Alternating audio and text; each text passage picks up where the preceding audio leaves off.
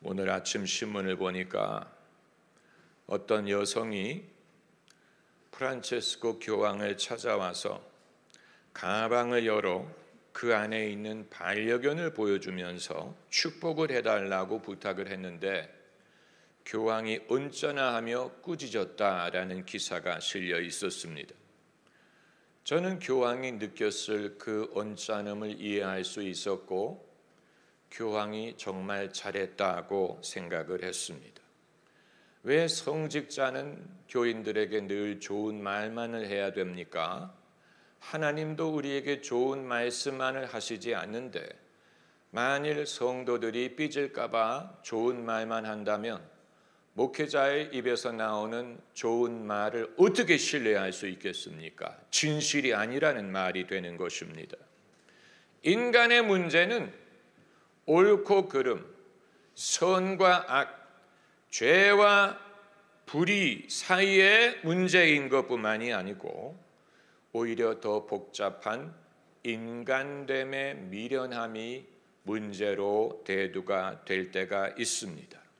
그것을 human stain, 인간의 흔적, 때묻음, 그리고 이 때자국, 얼룩이라고 부를 수 있습니다. 여러분, 욕조를 씻지 않으면 그 가장자리에 때자국이 묻는 것처럼 인간에게는 모두 이러한 얼룩이 있는데 이것이 신앙의 걸림돌이 될 때가 있습니다. 말씀드린 그 반려견을 보여준 여자가 무슨 나쁜 짓을 한 게 아니에요. 차라리 나쁜 짓을 했다면 회개하면 되는 것입니다. 이건 나쁜 짓이 아닌데 우리를 더 곤혹스럽게 만드는 것은 이것은 선한 것도 아니고 나쁜 것도 아니지만 삼천포로 빠지게 해서 올바른 길을 깨닫는 데 오히려 방해가 된다는 것입니다. 이것이 바로 인간의 얼룩, human stain의 문제예요. 어떤 사람이 예수님을 찾아와서 주여, 내가 내 아비를 장사하고 그리고 주님을 따르겠습니다 라고 말한 적이 있죠. 이 사람은 선한 의도를 말한 것입니다. 내가 주님을 따르겠는데 다만 아버지가 돌아가신 후에 장사를 치르고 그리고 주님을 따르겠습니다. 그런데 문제는 뭡니까? 아버지가 돌아가시지 않는다는 거예요. 아버지가 돌아가실 것 같은데 안 돌아가서요. 찰스 왕태자가 50년을 기다려서 왕이 됐어요. 그 어머니가 100세까지 사셨어요.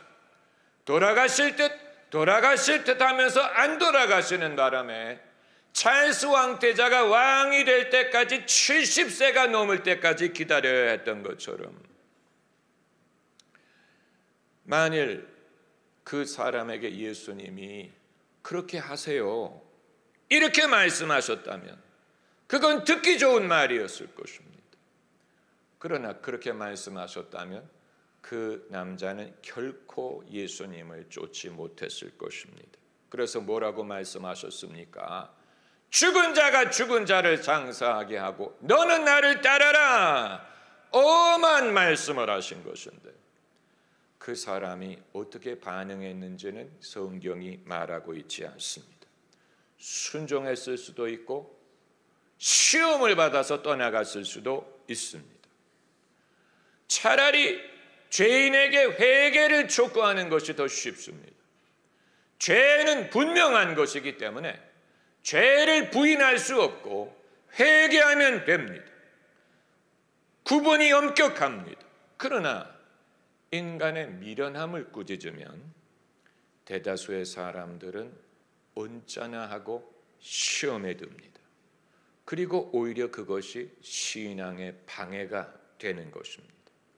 기분 나쁘면 천국에도 안 간다라는 말이 거기서 나온 것입니다. 정확한 표현이에요.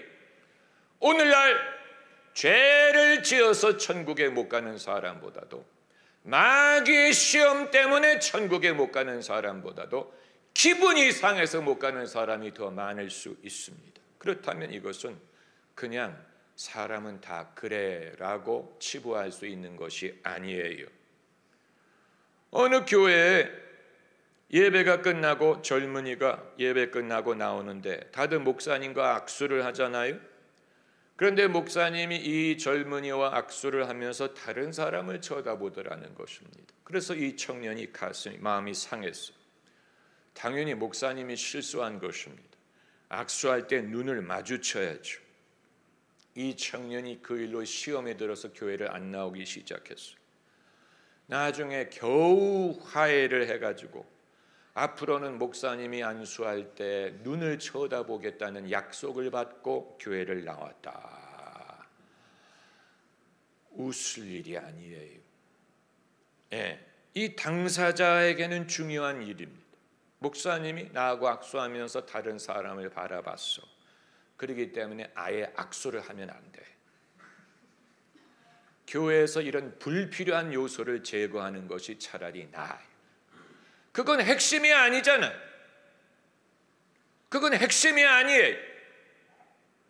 옛날에 영락교회 한경재 목사님은 그 많은 성도들과 다 악수를 할 수 없기 때문에 코로나 시대 이전의 일이 성도들이 나가는 앞에 책상을 하나 갖다 놓고 책상 뒤에서 고개를 끄덕이면서 인사를 했습니다. 아주 지혜로운 것입니다. 우리는 정겹다, 사랑한다 이런 엉뚱한 명분으로 사람의 기대치를 높여놓고 마치 그것이 진리인 것처럼, 마치 그것이 하나님인 것처럼, 마치 그것이 천국인 것처럼 높여놓은 것이 오히려 핵심을 빗나가게 만들고 엉뚱한 일 때문에 사람들이 시험에 들게 만드는 면이 있습니다. 그러므로 올바른 목회를 하려면 가급적이면 이런 불필요한 요소를 최소화하고 불필요한 일 때문에 시험에 들 만한 일을 차단하는 것이 지혜롭습니다. 그리고 온전히 은혜와 말씀과 성령의 초점을 맞추고 그 이외의 것은 있어도 그만 없어도 그만 거기에 성도들이 익숙해지는 것이 도움이 안 된다는 사실을 깨닫는 것이 도움이 될 수 있습니다. 우리가 왜 푸른잔디 교회에 공식적인 직분을 임명하지 않겠다고 말을 했느냐? 대한민국 교회에 넘쳐나는 것이 집사들이기 때문입니다. 집사라는 말은 교회를 다닌다라는 뜻으로 해석합니다. 원래 집사는 일하는 사람이라는 뜻인데 지금은 일하고 안 하고를 떠나서 성도라고 불러주면 싫어하기 때문에 불러줄 호칭을 위해서라도 집사 임명을 할 수밖에 없는 웃지 못할 일이 발생한 것입니다. 그리고 권사라는 직분도 원래는 권하는 사람이라는 뜻인데 권하는 일이 없더라도 여자 성도가 어느 정도 나이가 되면 당연히 권사의 직분을 받아야 되는 것처럼 약간 프랑스에서 나이 든 여자를 마담이라고 불려주는 것처럼 맴이라고 불려주는 것처럼 교회에서 연장 여성을 불러줄 호칭을 필요로 하기 때문에 권사라는 직분이 존재하는 것이 되었다면 이것은 권하는 일도 아니고 섬기는 일도 아니고 호칭을 위해 직분이 필요하다면 우리는 그것을 원하지 않는다. 그것은 신앙의 핵심에서 벗어나는 것이고 엉뚱한 일 때문에 누구는 권사가 되고 나는 권사가 아니다. 엉뚱한 일 때문에 신앙의 핵심을 비켜가게 만들 수가 있는 것입니다. 그것은 플러스가 아니고 마이너스가 되는 것입니다. 제가 오늘 말씀드리는 사람의 신앙을 가로막는 인간의 미련함, human stain, 인간됨의 얼룩이라는 것은 이런 모든 것을 일컫는 것입니다. 차라리 나는 진화론 때문에 성경을 믿지 못하겠다라고 말하는 것이 나을 수 있어요.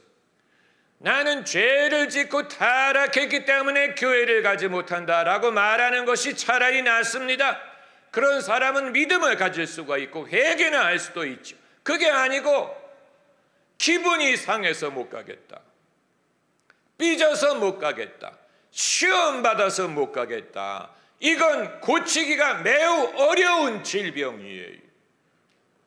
그건 힘써도 안 되고 울어도 안 되고 믿어도 안 돼.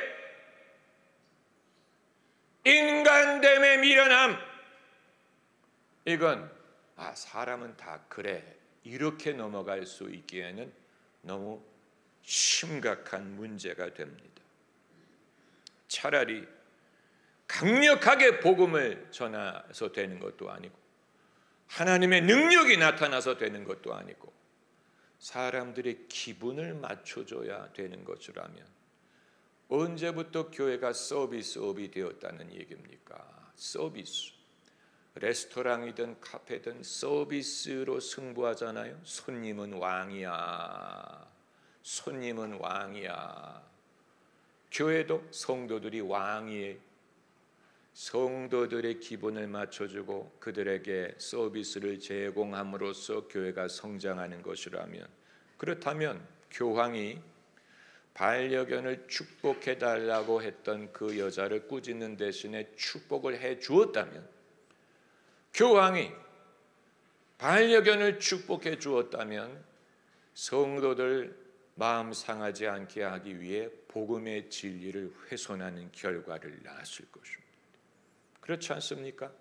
복음의 진리를 성도들이 삐지지 않게 하기 위하여 복음의 진리를 훼손하는 결과를 낳는 것이고, 교회는 하나님의 진리 등대가 아니고 사람들에게 서비스를 제공하는 업체로 전락하는 것이 되고 말 것입니다. 만일 누가 마음이 상해서 떠나갔다, 떠나보낸 사람에게도 문제가 있지만 떠나간 사람에게도 문제가 있다라고 말을 합니다. 떠나간 사람에게도 문제가 있는데 그건 당사자만이 해결할 수 있는 문제, 다른 사람이 해결할 수 있는 것이 아닙니다. 그 문제가 해결되기 전까지는 지속해서 그런 일들이 발생할 것입니다.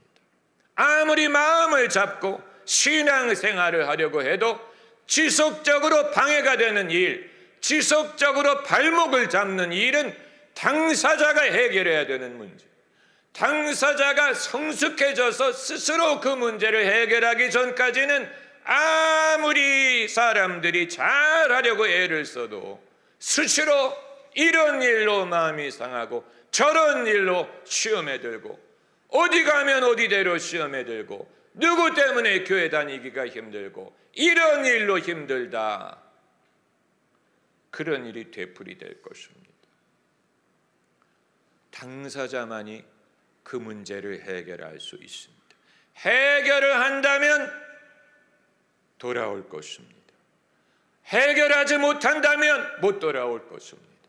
다만 손해는 본인 몫이, 아무리 기분이 나빠도 천국은 가야 돼. 기분 나쁘다고 천국 가기를 거부한다면, 얼마 전 신문을 보니까 어느 부부가 차를 타고 가다가 부부싸움을 하면서 아내가 차에서 내렸어요. 고속도로에서. 그래서 다가오던 차에 치여 세상을 떠났어요. 이제는 그런 일이 발생할까 봐 부부싸움도 할 수 없는 시대가 됐어요. 무서운 일입니다. 상상을 해보세요. 만약에 여러분의 배우자가 기분 나쁘면 달리던 차에서 뛰어내린다고 생각해 보세요. 무서운 일이죠. 무서운 일이죠. 어떤 일을 일으킬까 알 수 없기 때문에 마음을 상하게 할 수가 없는 것입니다. 현대인이 이제는 객관적인 진리는 중요하지 않고 주관적인 기분을 절대시하는 시대가 돼가고 있다는 모습을 보여주는 것입니다. 여러분, 차에서 내려 고속도로에서 차에 치여 숨진다면 그건 본인 손해입니다. 그러나 요즘 사람들은 상관없어, 나 기분 나쁘면 어디서도 뛰어내릴 거야. 여러분, 이것은 병적인 인간의 모습을 보여주는 것입니다. 그렇지 않습니까? 아주 중요한 것입니다. 기독교인이 마음은 굴뚝 같더라도 믿음대로 살지 못하게 하는 세 가지 이유가 있어요. 첫째는 마귀 때문, 마귀의 시험 때문에.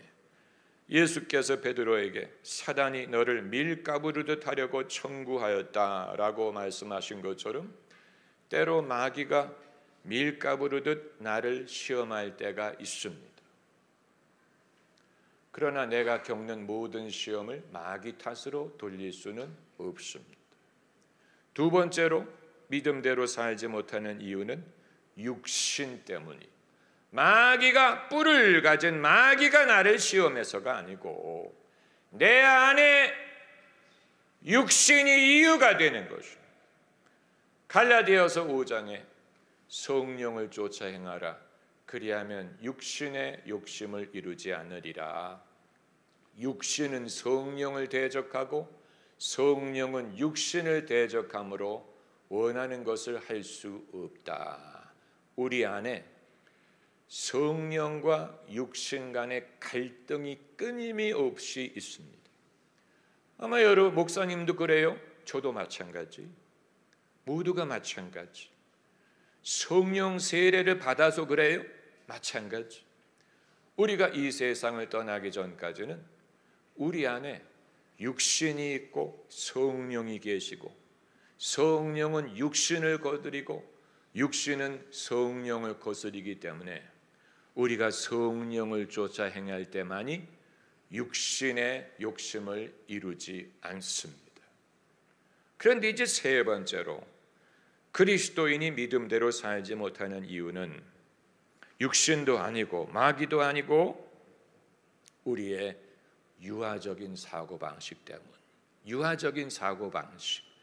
이것이 우리를 곤혹스럽게 만듭니다. 교황에게 반려견을 보여주면서 축복해달라고 해서 교황이 언짢아 했다, 꾸짖었다라고 했는데 이건 마귀 때문도 아니고 육신 때문도 아니고 유아적인 생각, 인간의 벗어버리기 어려운 유아적인 생각을 지적한 것입니다. 오늘 본문에서 사도 바울이 이것을 말하고 있습니다. 1절에 내가 신령한 자들을 대한 것 같이 너희에게 말할 수 없다. Spiritual man.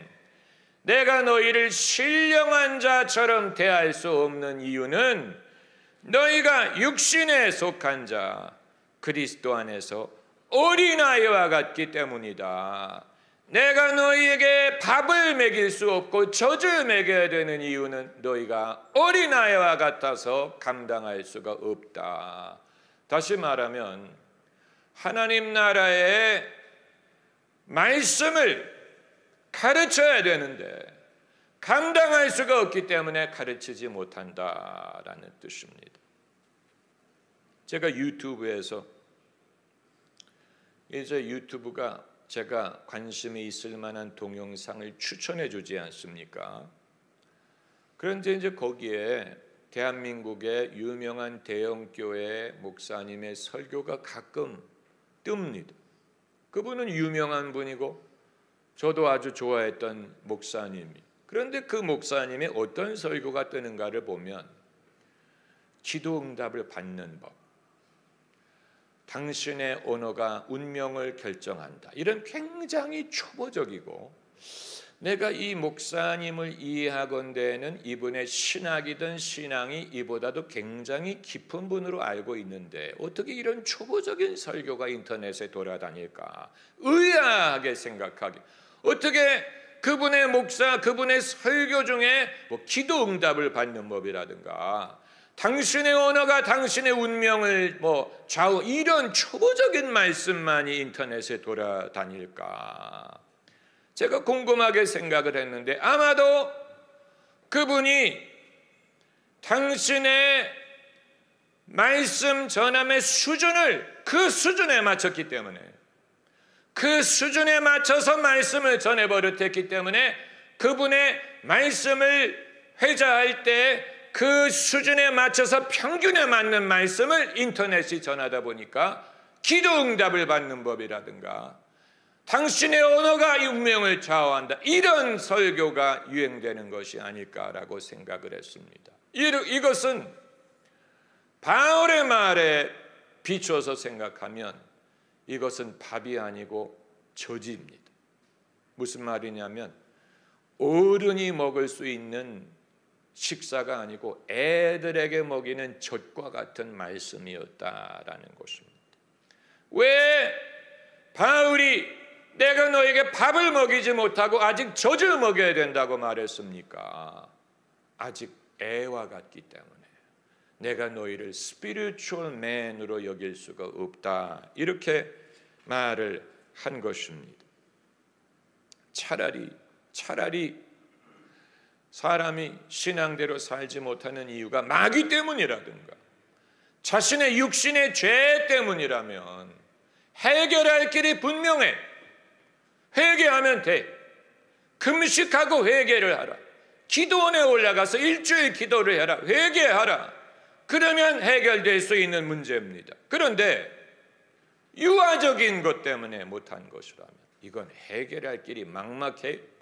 이건 뭐 금식한다고 해서 어른이 되는 것도 아니고 회개를 한다고 해서 성숙해지는 것도 아니에요. 오히려 이런 것을 말하면 기분 나빠할 것입니다. 뭐라고? 나는 이래봬도 사회에서는 사모님 대접을 받아요. 그런데 나를 유아라고 부릅니까? 내가 나이가 몇 살인데 나를 유아처럼 여깁니까? 기분 나빠할 것입니다. 그렇기 때문에 오히려 신앙의 결정적인 장애가 되는 것입니다. 대고린도 교회 성도들에게 지금 바울이 하는 말입니다. 대고린도 교회, 고린도 교회의 성령의 은사에 대해서 말하고 예언에 대해서 말하고 고린도 교회의 성령에 대해서 말을 했는 이 대고린도 교회 성도들에 대하여 내가 너희를 밥을 먹이지 못하고 젖을 먹인다라고 말을 했으니 이제 어떻게 할 것이냐? What to do? What shall we do? 어떻게 하면 될까? 어떻게 하면 될까? 그냥 떨쳐버리면 됩니다. 겸손한 마음으로 그랬구나. 아버지를 장사하고 예수님을 쫓겠다는 사람이 그랬구나. 내가 기다리다가 해지겠구나. 예수님 말씀대로 지금 따라야 되겠구나. 깨달으면 됩니다. 또 반려견을 축복해달라고 왔다는 여자가 깨달으면 됩니다. 내가 미련했구나. 이 세상에 굶는 애들도 많은데 내가 반려견을 이제부터는 내가 굶는 애들 돕는 일을 하면서 살아야 되겠구나. 깨달으면 됩니다. 사람이 떨쳐버리고 깨달으면 됩니다. 목사님이 악수할 때 눈을 안 마주쳤다고 내가 삐진 것이 내가 실수였구나. 이제는 사람들이 나를 알아주는 척하는 데에 목을 걸면 안 되겠구나. 내가 좀 더 쿨해져야 되겠구나.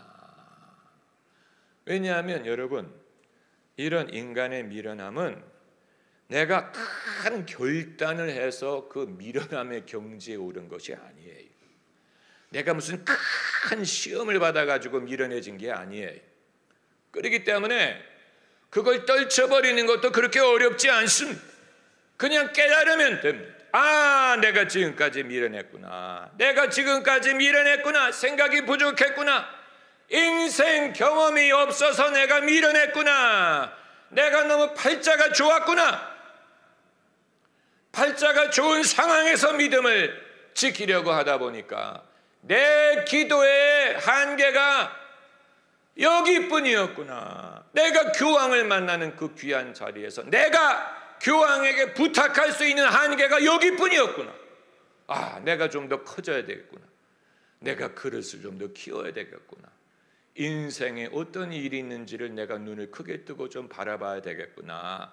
그래서 내가 어떤 것을 하나님께 구해야 할지를 좀 알아야 되겠구나. 할렐루야. 할렐루야. 할렐루야. 교황이었으니 망정이지, 만약에 예수님에게 누가 그렇게 했다고 생각을 해보세요. 예수님에게 반려견을 데리고 가서 손 한번 대주세요. 아마 예수께서 성경에 그런 일이 없었으니 망정이지. 네, 자녀의 떡을 취하여 개들에게 던짐이 마땅치 않다. 그런데 그 여인이 옳소이다마는 개들도 주인의 상에서 떨어지는 부스러기를 먹지 않습니까? 그 수로보니게 여인, 제가 지금 말씀드린 것은 수로보니게 여인의 사건인데, 예수께서 이 여인이 자기 딸이 흉악하게 귀신 들렸다고 찾아와서 도와달라고 했는데 예수님이 무시했어요. 못 본 척했어요. 그래서 제자들이 민망하니까 주님 제발 이 여자가 귀찮게 하지 않습니까? 그랬더니 예수님이 던진 말씀이 그것입니다. 자녀의 떡을 취하여 개들에게 던짐이 마땅치 않다. 왜 이 말씀을 하셨습니까? 이방 여인이기 때문에 하나님의 자녀인 히브리 민족에게 주실 은혜를 개에게 던지는 것이 마땅치 않다. 그런데 이 여성이 삐지지 않았어요. 웬만한 사람 같으면 기분 나빠서 침을 뱉고 나갔을 거예요. 근데 이 여성은 침을 뱉고 나가면 자기 딸은 영원히 귀신 들려 죽어요. 그랬기 때문에 뭐라고 했습니까? 옳습니다. 많은 거기에 많은이란 말이 있기 때문에 생명을 얻은 옳습니다. 많은 개들도 주인의 상에서 떨어지는 부스러기를 먹습니다. 이 여성에게 대단한 지혜가 있었다. 대단한 지혜. 예수님이 그 말을 들으시고 감탄하셨어요. 그래서 와, 내 믿음이 크도다. Great is your faith. 내 믿음대로 될지어다. 그 순간에 그 딸에서 귀신이 떠나갔다고 했습니다. 여러분, 예수님을 쫓아가는 과정에도 우리가 우리의 자존심을 삼켜야 될 때가 있어요. 나의 자존심을 죽여야 될 때가 있어요. 내 성질을 죽여야 될 때가 있어요. 예수님이라고 해서 우리의 마음에 항상 드는 말씀을 하신 것이 아닙니다. 그렇기 때문에 진리해.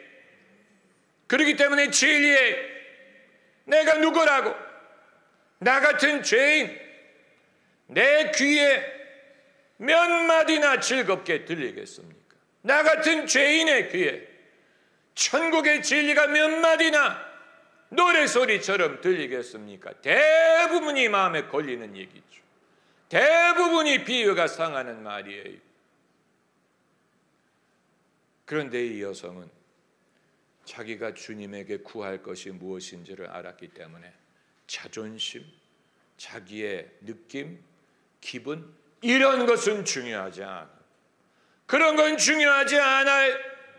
주님이 나를 설령 개라고 부르실지라도 맞는 말씀이 나는 이방인이기 때문에 개와 같다.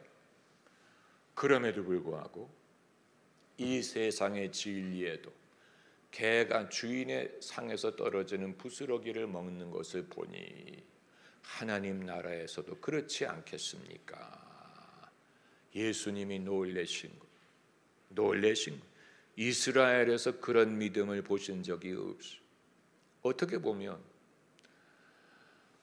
변호사가 법리를 써서 제출할 때 이전에 없었던 법리지만 판사가 그것을 읽고 옳다고 판단을 해서 예외를 인정하고 그것이 판례가 될 수 있는 것처럼 이전엔 어느 누구도 예수님에게 그런 식으로 기도를 한 적이 없는데 이 여자가 이방 여인이기 때문에 그리고 자기의 자존심이든 잃을 것에 대해서 염려할 수가 없기 때문에 이런 기도를 할 수 있었고 이전에 어느 누구도 그런 식으로 응답을 받은 적이 없는데 예수께서 처음으로 그 기도에 응답하셨어요. 그리고 그것이 성경에 기록되어 대대손손 우리에게 교훈이 되게 하신 것입니다. 여러분, 사람이 유아기를 거쳐 어른이 되기 위해서 무슨 애를 써야 되는 게 아니잖아요. 애들은 밥만 잘 먹여줘도 성장을 합니다. 너무 잘 먹여줄 필요도 없습니다. 밥과 김치만 먹어도 키 크는 애들 많습니다. 오히려 너무 잘 먹이려고 하면 비만이 걸려서 성장 호르몬이 줄어들 수도 있습니다. 마찬가지로 영적인 성장을 하는 것도 그냥 애를 쓰지 않아도, 저는 여러분이 저희 교회에 오셔서 이런저런 이유로 저희 교회에 오셔서 부족한 종의 말씀을 1년 반 정도 들으셨는데, 저는 이 말씀을 여러분이 들음으로써 어떤 변화가 일어나고 있는지를 알고 싶습니다. 내가 헛일을 했나? 헛수고를 했을까? 아니면 변화가 있을까? 변화가 있다면 그것을 어떻게 내가 알 수 있을까? 주님만이 아시겠죠. 심령에 일어나는 변화를 주님만이 판단하실 수 있을 것입니다. 만일 아무 변화가 없다면 제가 영양분이 없는 말씀을 전했든가, 아니면 여러분의 심령이 길가와 같아서 새가 와서 먹어버리는 바람에 어떤 말씀을 들으셔도 효과가 없는 것이든가, 둘 중에 하나일 것입니다. 둘 다 심각한 문제, 둘 다 심각한 문제. 영양분이 없는 말씀을 전했다면 그것이 심각한 문제고, 좋은 말씀을 들었는데 사단이 와서 먹어버리는 바람에 아무 효과가 없다면 그것도 문제예요. 둘 다 심각한 문제, 영적인 문제, 영적인 문제, spiritual man. 본문 1절에 내가 너희를 신령한 자처럼 대할 수 없다. 그리스도인은 신령한 자가 되어야 됩니다. spiritual person, spirituality. 신령한 것은 신령한 것으로 분별한다고 했습니다. 여러분이 인터넷을 뒤지고 유튜브를 뒤진다고 해서 영적인 것을 깨달을 수 없습니다. 영적인 것을 깨닫기 위해서는 하나님이 성령으로 여러분에게 은사를 주셔야 됩니다. 그 이외에는 지식을 얻은 강의를 듣는 것이든 친구와 얘기한 어떤 것도 여러분에게 영적인 것을 줄 수 없습니다. 바울은 고린도 성도들이 신령한 자가 되기를 원했어요. 신령한 자, 신령한 남자, 신령한 여자, spiritual man. 기독교인은 신령한 사람이 되어야 됩니다. 여러분이 신령하지 않으면 신령과 진정으로 하나님을 예배하지 못합니다.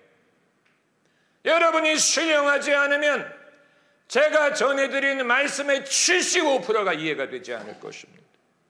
이해가 되지 않을 것입니다. 왜 김 목사는 저렇게 열을 내는지 알 수가 없다. 무엇을 전달하려고 하는지 난 도대체 알 수가 없다. 깨달아지지가 않는다. 이해가 되지 않아. 마음에 와닿지를 않아. 주여 나를 도우소서. 이 말씀이 마음에 와닿지를 않아요. 내 마음이 움직이지 않아요. 무언가 내 안에서 저항을 해요. 무언가가 막아요. 아버지여 나를 도우소서. 하나님 이외에는 여러분을 도우실 자가 없어. 이 말씀이 귀중한 것은 알겠는데 내 마음이 받아들이지를 않아요. 내 마음이 열리지를 않아요. 내 마음은 돌처럼 굳었어. 아버지여 나를 불쌍히 여기소서. 아버지 이외에는 여러분을 도우실 리가 없어. 이건 종교행위가 아니에요. 종교행위가 아니에요. 그저 일주일에 한번 교회 나가서 좋은 말씀 듣고 기도하고 좋잖아. 좋잖아. 유익하잖아. 아니에요. 성령으로 거듭나지 않으면 이 모든 것이 무익해. 무의미해. 안 하는 게 나아요. 성령으로 거듭나지 않았다면 아무 변화가 없어요. 그러나 여러분 초등학교에서 중학교인가요? 씨를 심는 과제를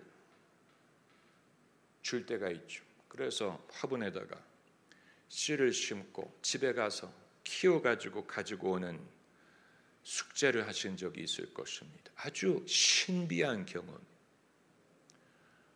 씨 자체는 가만히 있으면 아무런 변화가 없는데 흙에다가 심고 물을 주면 신비한 일이 일어나서 그 씨 속에서 뭔가가 꿈틀거리고 생명이 나오고 그것이 자라나고 흙 위로 나오지 않습니까? 하나님의 말씀이 우리의 심령에 떨어졌을 때도 똑같은 현상이 일어납니다. 다만 그 말씀이 여러분의 심령 속에 들어가야 돼. 안 들어가고 튀어나오면 소용이 없어. 수박을 심든 호박을 심든 사과나무를 심든 무슨 무화과나무를 심든 뭐 금이 열리는 나무를 심든 간에 그 씨앗이 흙 속에 들어가지 않으면 아무 도움이 없어. 그러므로 여러분이 다 선한 의도로 교회를 나오시는 것이겠지만 목사님이 저렇게 열을 내는데 나는 아무것도 마음에 와닿지를 않아요. 아무것도 깨달아지지를 않아요. 무슨 말씀을 하는지 알 수가 없어요. 그렇다면 여러분은 심각한 영적인 문제가 있는 것이고 회개하셔야 돼요. 그리고 주님께 기도하셔야 돼요. 주님께 기도하셔야 돼요. 베트남전에 장교로 참전했던 한국 장교가 베트남에서 베트콩, 여자 베트콩을 생포를 한 적이 있어요.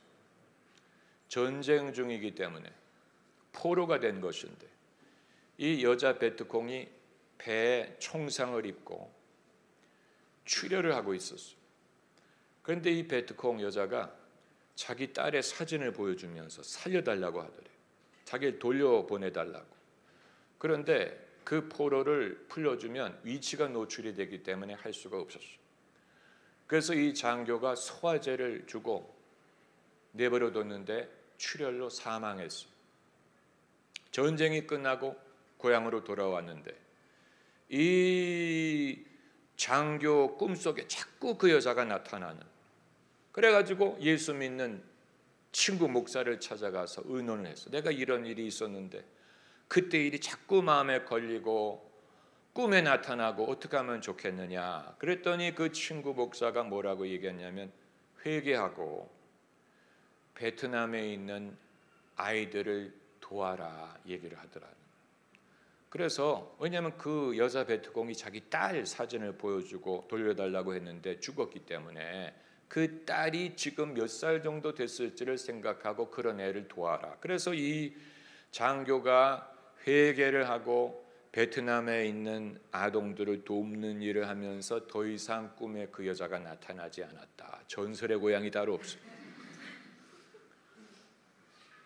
그 남자는 양심의 고민을 한 것입니다. 여러분, 양심의 고민을 한다는 말은 영혼이 살아있다는 뜻입니다. 영혼이 없는 사람은 양심의 가책도 느끼지 않습니다. 그 남자가 고민을 했다는 말은 영혼이 살아있기 때문에, 영혼이 살아있기 때문에 회개가 가능한 것이고 믿음의 실천을 할 수가 있어요. 만약에 교회를 다니든 말씀을 듣든 간에 전혀 마음에 요동치는 게 없고 전혀 동요가 없고 전혀 움직이는 게 없다면 여러분에게 영혼이 없는 것입니다. 영혼이 없는 것입니다. 움직일 만한 영혼이 없는 것입니다. 그렇다면 천국을 갈 수도 없죠.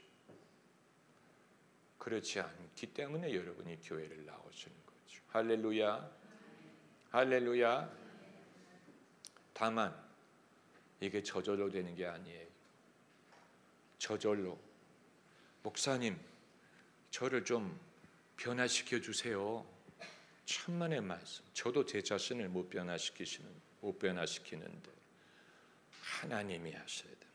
하나님에게 구하세요. 할렐루야, 할렐루야, 할렐루야. 우리가 주님께 손을 들고 기도하겠습니다. 아버지요, 아버지가 나를 도와주지 않으면 나의 돌 같은 이 마음, 돌 같은 이 마음, 오, 돌 같은 마음은 누가 열겠나이까? 누가 나를 위해 돌문을 열어줄고 누가 나를 위해 나의 돌문을 열어주리요. 할렐루야. 그러나 그 말을 하고 무덤에 갔더니 이미 돌문이 열려 있었다. 할렐루야. 주님이 나의 마음에 돌 같은 문을 열어주시기를 할렐루야. 함께 통성으로 기도하겠습니다.